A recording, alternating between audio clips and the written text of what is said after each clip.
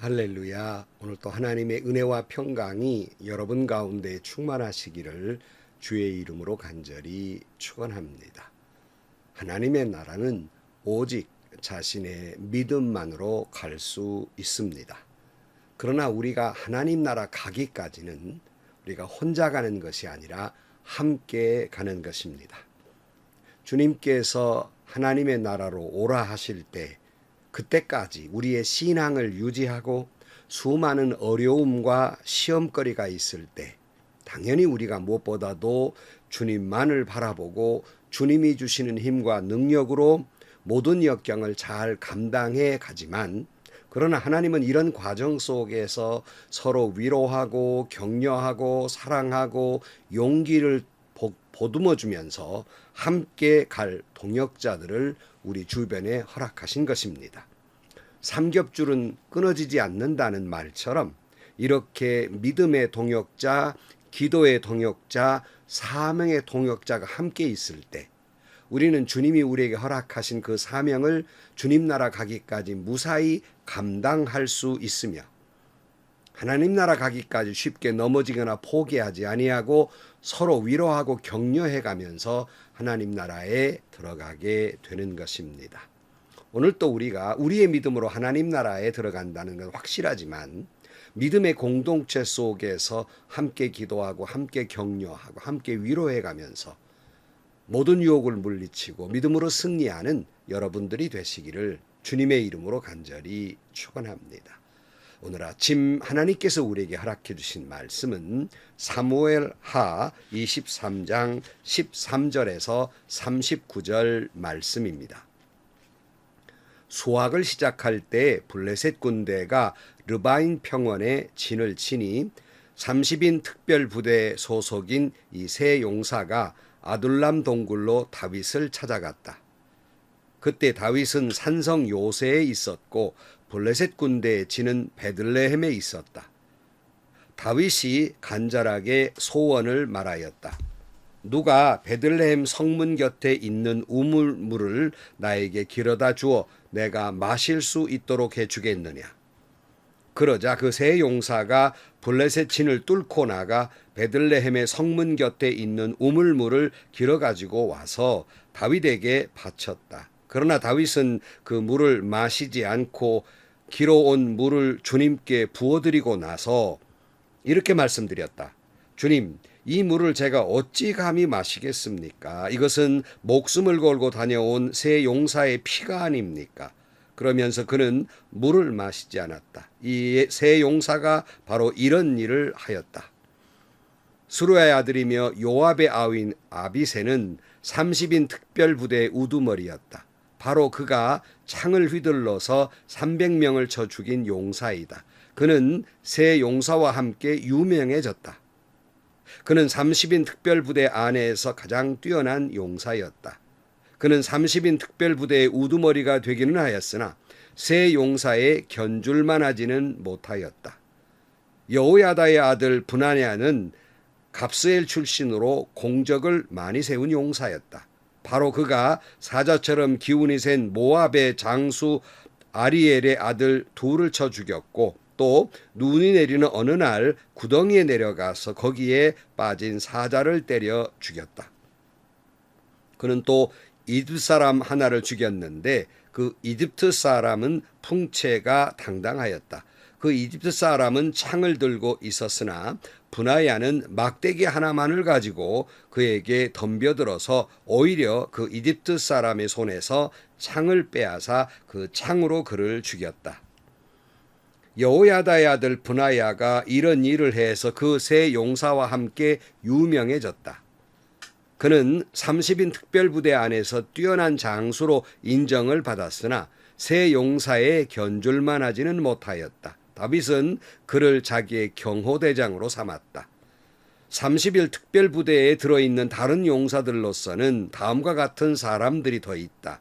요압의 아우 아사헬과 베들레헴 사람 도도의 아들 엘하난과 하롯 사람 삼마와 하롯 사람 엘리가와 발디 사람 헬레스와 두고아 사람 이게스의 아들 이라와 아나돗 사람 아비에셀과 후사 사람 무분네와 아와 사람 살몬과 느도바 사람 마하레와 느도바 사람 바하나의 아들 헬렙과 베냐민 자손으로 기브아 사람 리베의 아들 이때와 바라돈 사람 분하야와 가스 시내에 사는 히때와 아르바 사람 아비알본과 바우브 사람 아스마웻과 살본 사람 엘리아바와 야센의 아들들과 요나단과 할라 사람 삼마와 아랄 사람 사랄의 아들 아히압과 미아가 사람의 손자로 아하스베의 아들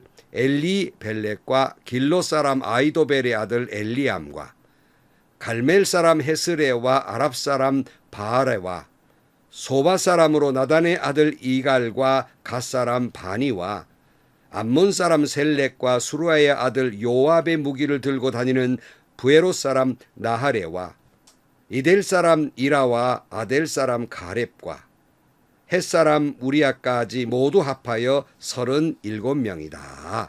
아멘.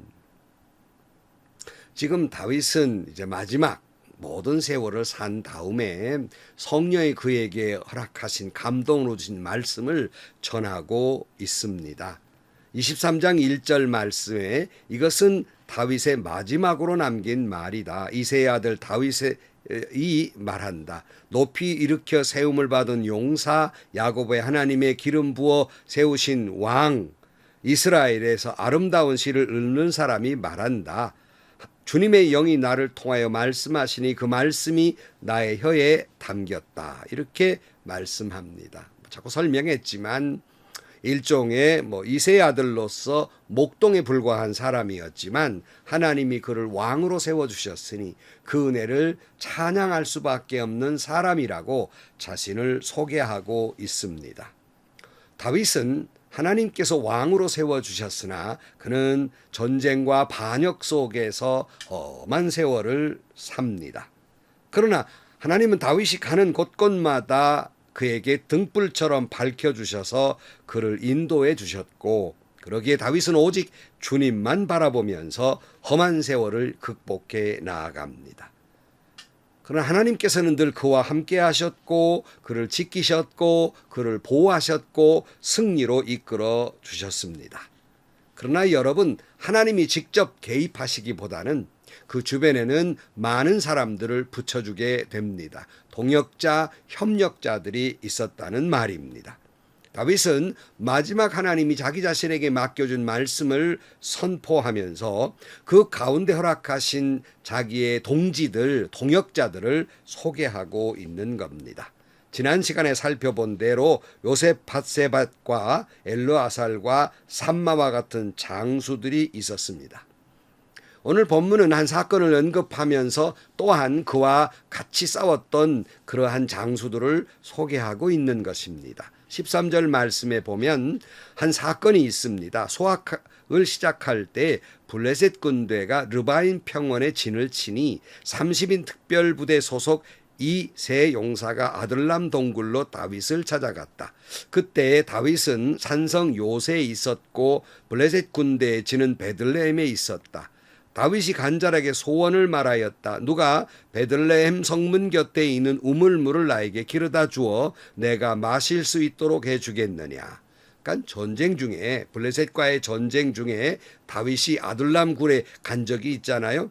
블레셋 군대는 베들레헴에 있었을 때 이 세 용사에게 이렇게 말하는 거예요. 자기가 목마르니까 누군가 베들레헴 바로 옆에 있는 우물에서 나에게 좀 길어다가 물을 마시도록 해주라, 이런 요청을 하게 됩니다. 이때 16절 말씀, 그러자 그 세 용사가 블레셋 진을 뚫고 나아가 베들레헴의 성문 곁에 있는 우물물을 길어 가지고 와서 다윗에게 바쳤다. 그러나 다윗은 그 물을 마시지 않고 길어온 물을 주님께 부어드리고 나서 이렇게 말씀드렸다. 주님, 이 물을 제가 어찌 감히 마시겠습니까? 이것은 목숨을 걸고 다녀온 세 용사의 피가 아닙니까? 그러면서 그는 물을 마시지 않았다. 이 세 용사가 바로 이런 일을 하였다. 이렇게 말씀합니다.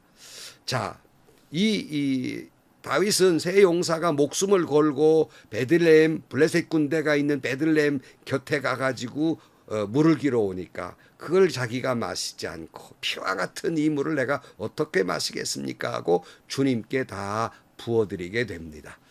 저는 이 이야기를 통해서 주는 메시지가 있다고 생각을 합니다. 사랑하는 성도 여러분, 다윗처럼 우리 주변에는 목말라 하는 사람이 있고 자기의 목마름을 해결하기를 소원하는 이들이 있습니다. 성경은 작은 소자에게, 목말라한 소자에게 냉수한 그릇 대접하는 것도 주님께 하는 것이라는 말씀을 하고 있습니다. 마태복음 10장 42절 말씀에 내가 진정으로 너에게 말한다. 이 작은 사람들 가운데 하나에게 내 제자라고 해서 냉수 한 그릇이라 주는 사람은 절대로 자기가 받을 상을 잃지 않을 것이다.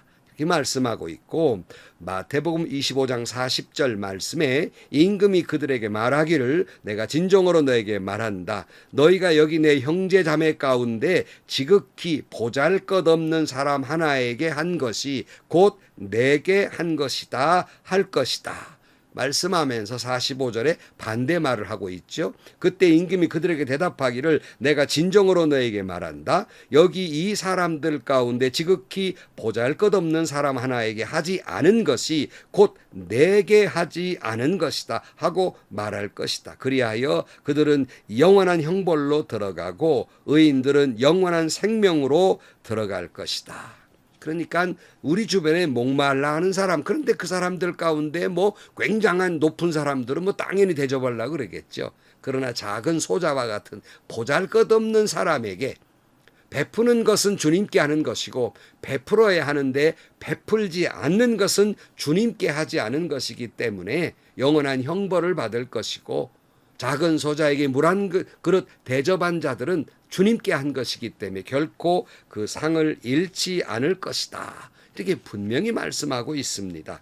잠언 19장 17절 말씀에 가난한 사람에게 은혜를 베푸는 것은 주님께 구워드리는 것이니 주님께서 그 선행을 넉넉하게 갚아주신다. 이렇게 말씀해요.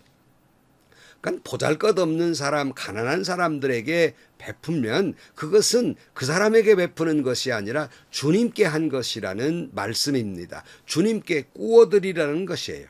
주님은 그것을 넉넉히 갚아주실 것이다.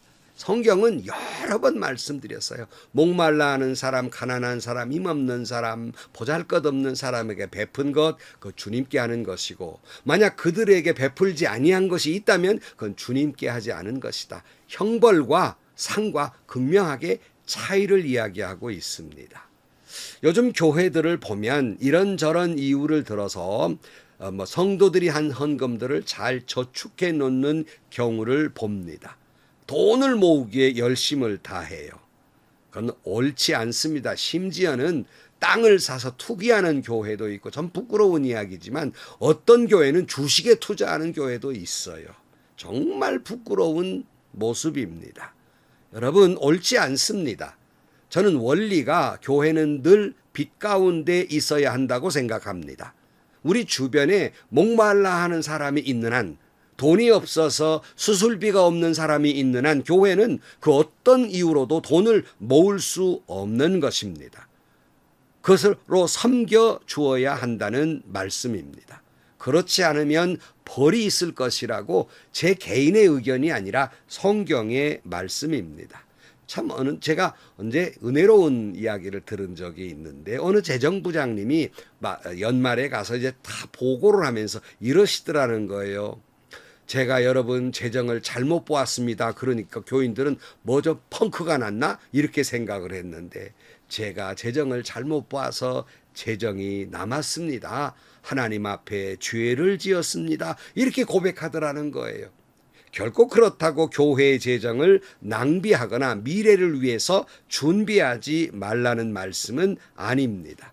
그러나 교회가 낭비해야 한다면 목마른 자들, 가난한 자들을 섬기는 일에는 교회는 낭비를 무릅쓰고 감당해야 한다는 말씀입니다. 이것은 주님께 구워드리는 것이고, 이것은 주님께 하는 것이며, 이것은 반드시 주님께 상으로 갚아주실 것입니다. 자, 다윗은 그 뒤로 마지막 절까지 그와 함께 하나님의 나라를 세워간 용사들을 하나하나 소개하고 있습니다. 근데 흥미로운 것은 맨 마지막에 소개된 사람의 이름이 저는 참 흥미로웠습니다.